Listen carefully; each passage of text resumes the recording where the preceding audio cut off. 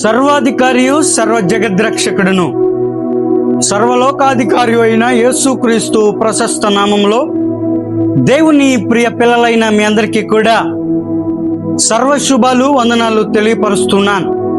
క్రీస్తునందు నా ప్రియ తోటి సహోదరి సహోదరులారా, మరో ప్రాతకాల సమయంలో దేవుని యొక్క సత్య సందేశాన్ని మీ మధ్యన వివరించడానికి, మనమంతా కలిసి దేవుని యొక్క వాక్యము చేత బలపరచబడటానికి దేవుడు మనకిచ్చినటువంటి సమయం చాలా శ్రేష్టమైనది, విలువైనది.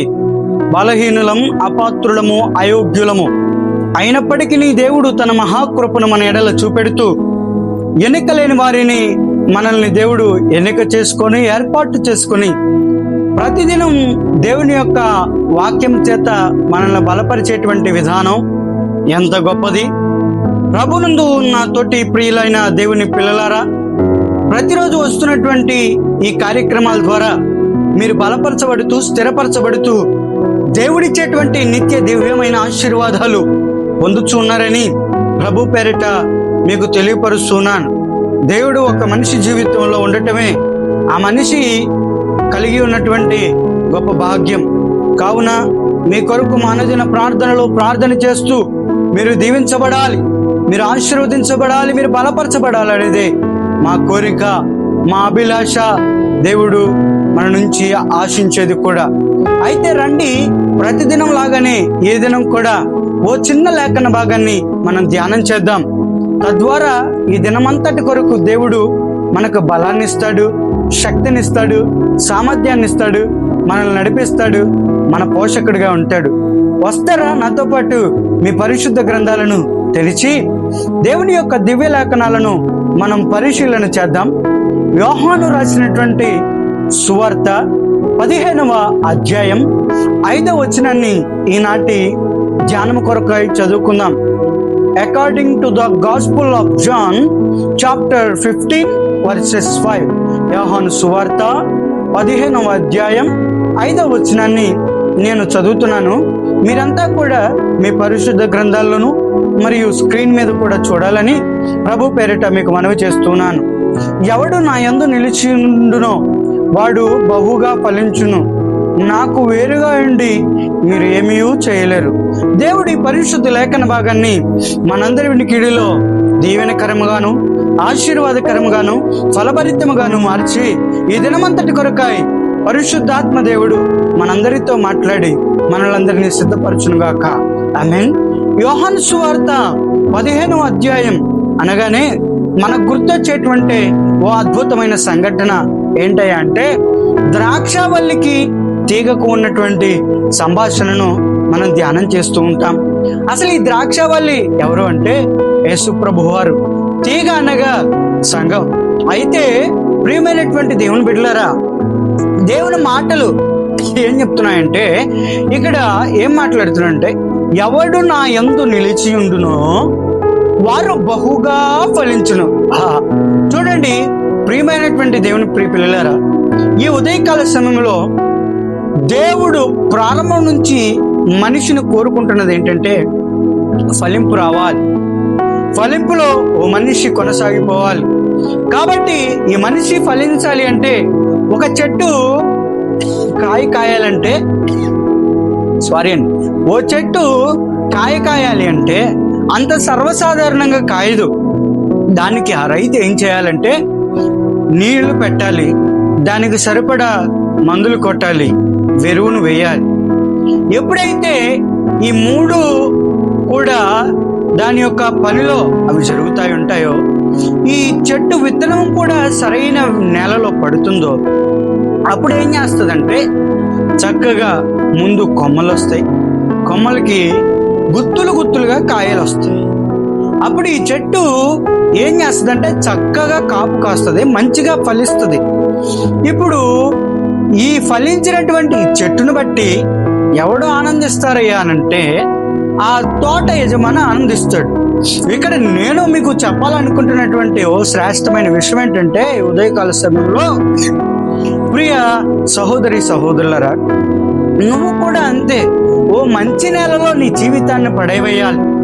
మంచిది నేల విత్తనము అనగా దేవుని యొక్క వాక్యం, ఎప్పుడైతే దేవుని యొక్క వాక్యములో నీ జీవితాన్ని వేరుగా చల్లుకొని విత్తనంగా వేసుకుంటావో, చక్కగా సరైనటువంటి నీళ్లు ఎప్పుడైతే పడతాయో నీ జీవితంలో, సరైనటువంటి వాక్యపు లోతుల్లోకి ఎప్పుడైతే నువ్వు వెళ్తావో, అప్పుడు ఖచ్చితంగా దేవుడు అంటున్నాడు నువ్వు ఫలిస్తావు.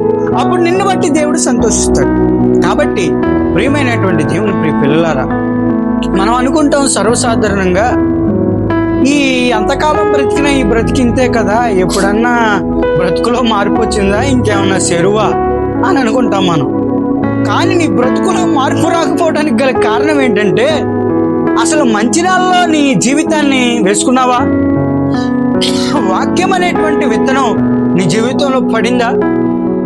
వాక్యం అనేటువంటి అనుభవాన్ని కలిగి ఉన్నావా అనేది ఆలోచన చేయాలి.